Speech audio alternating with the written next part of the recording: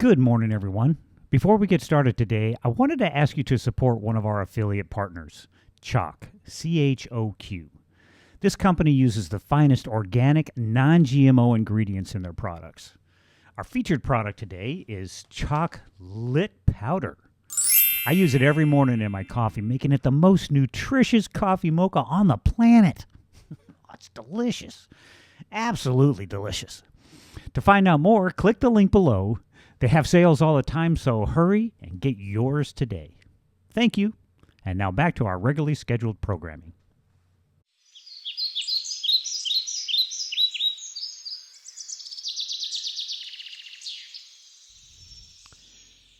Hey, good morning, everyone. I hope you had a wonderful night's sleep. I sure did. Been dealing with some computer issues.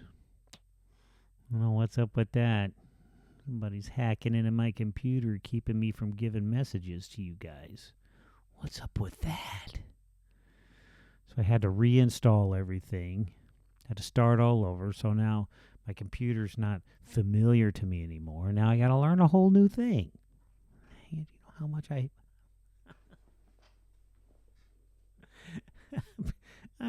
I'm too mature to have to deal with learning new things. All right. I guess it's something that God wants me to do. All right, fine. I'll do it. Reluctantly. But hey, at least I'm not killing anybody. I have no desire to do such things because I'm learning how to grow closer to God, which is fun. We're still in Romans here. Still in Romans. Romans is a pretty good book. It's full of kind of interesting stuff. Yesterday we talked about some things that, no, that's not supposed to be in there because it was totally out of line with everything that God taught. But we also learned how we could look at it differently. We could look at it from the worldly point of view, or we could look at it from the spiritual point of view. Yeah. So see, take those two lenses. One from, what's the Spirit saying here? What do these words mean in the spiritual realm, right? And then it's like, okay, well, how would man interpret these things? You see? And all this is an effort to help you understand more about the mind of God so you can grow closer and understand God more. And then someday realize your conscious oneness with God. Yes. You're remembering. Yeah, I think that's how that goes. Anyway, today we're going to talk about love. The ultimate law. And some other things maybe. We'll see how time goes. So I'll put on my magic glasses so I can see the Word of God more clearly. So here we go. All right. Owe no one anything. Don't be in debt. Except to love one another, for he who loves another has fulfilled the law. There we go. That's it. Done. Whoopee. Done. See, that's in line with what Jesus says. See, he says he's come to fulfill the law with love and forgiveness. Yes. Yes, it does. For the commandments, you shall not commit adultery. You shall not murder. You shall not steal. You shall not bear false witness. You shall not covet. If there is any other commandment, all are summed up in this saying, namely, you shall love your neighbor as yourself. Love does no harm to a neighbor. Therefore, love is the fulfillment of the law. I could end right there, couldn't I? Yeah, you want me to too. Yeah. Yeah, well, yeah, I could, but there's some other things that are lying in wait here for you to know. Owe no one anything except to love one another. So don't owe anybody any money, but owe people your love. And what is that? How do we how do we show love? How do we let someone know that we love them? Do we show someone that we love them by taking care of their every need? When they cry out, we help them. When babies cry, when babies fall, do we pick them up and carry them around all the time? Is that love? Hmm. Here's something. Um, is it love if you love your child? Is it love for you to not allow them to ride a bicycle because they'll fall down and get hurt? And now you're trying to keep them from being hurt. You see, so you're showing that you love them by not wanting them, putting them in a situation where they might be hurt or their body be damaged in some way. But is it love for you to keep them from riding a bicycle? Or is it love to teach them how to ride a bicycle? Hmm. Is it love to give people in poverty money so they can afford their food and laundry and shelter? Yeah. Clothes, shoes. Is it love for you to give them that money? Or is it love to teach them how to make money? How to recover from their poverty? Which one? Maybe they have some learning disabilities. Is it love to accept their learning disability and cater to that? Or help them overcome their limitations, teach them how to overcome their limitations, and be able to live a fulfilled life? Which one is it? Hmm. You know the saying. You thought of it too. You thought of it too. Just now, you thought of it. I know you did. Give a man a fish, and you will feed him for the rest of your life. Oh, that's a little twist on that, isn't it? You give a man a fish, and you will feed him for the rest of your life. Never looked at it that way, did you? And you can see it working out. All these welfare programs that we got going out there, we're giving people fish. And you'll feed them for the rest of their lives. There are generations of families living on welfare. Generations. And it has nothing to do with the color of your skin. Nothing.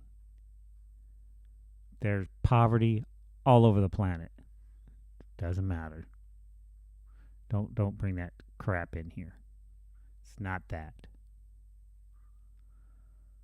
But you're giving a man a fish. And you will feed them for the rest of your life. Is that free for you? Mm-mm. You could be applying that money to your own survival. You could. You could be applying that money to your nicer things. Yeah. Oh, but there's another part to that, though, isn't there? Teach a man how to fish, and he will feed himself and his family for the rest of his life.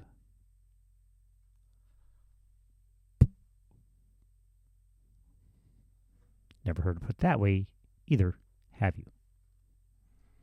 It was new. I just wrote it. No, I don't know where that came from. I just like saying it. But it's pretty cool. It makes perfect sense, doesn't it? It does make perfect sense. If you teach a person how to be successful, they will be successful for themselves and their family for the rest of their lives. So don't be lazy. Teach people, educate people to overcome their limitations. And the limitation could be something as simple as education. See? Now, perhaps growing up, they chose to play video games other than studying their books. Yeah, that's an issue on their part, but now they're struggling, so now they're maybe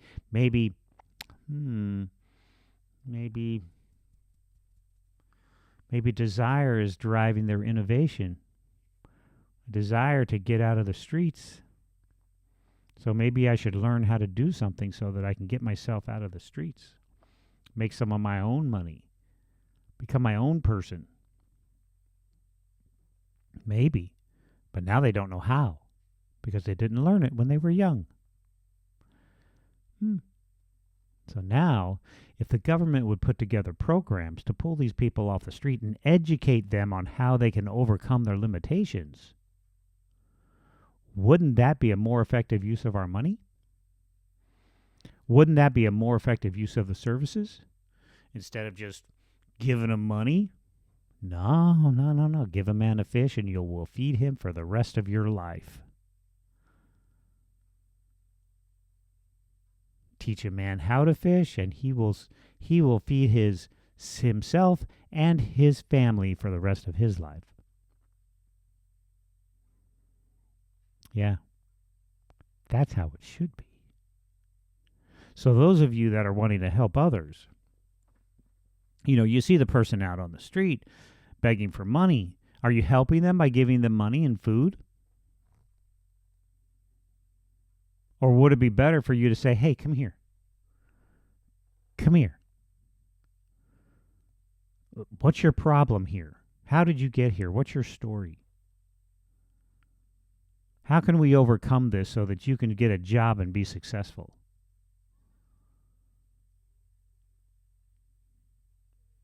Wouldn't that be better? Wouldn't that be showing real love?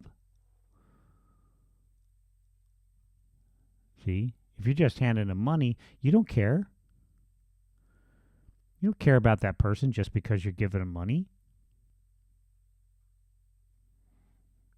It says anybody can do that. Evil people can do that. But what's the good and wise man do?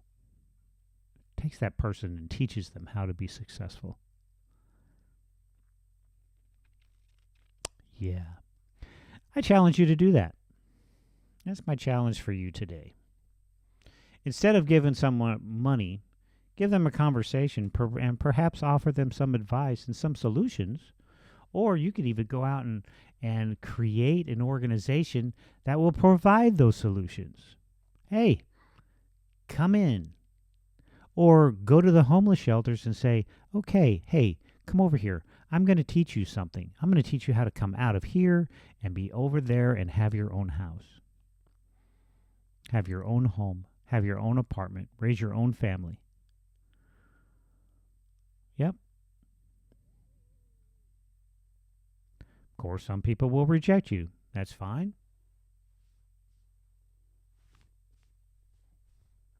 Next. Go on. don't give them any more of your money. Mm-mm. Don't do that. See, because necessity drives innovation. See, when they need something, they'll get out there and work for it. I would think working on the street is probably the hardest job in the world. I would think. But who am I? Anyway, love does no harm to your neighbor. Therefore, love is the fulfillment of the law. Wow. What do you think? Give me some of your ideas. What would you do? How do you express love? What's your love language? Yeah. And if you have a contrary statement to what I've said, hey, drop me a line. Let me know. Okay? So, until we meet again, remember to share, like, and subscribe. And remember, I love you, and I wish you well.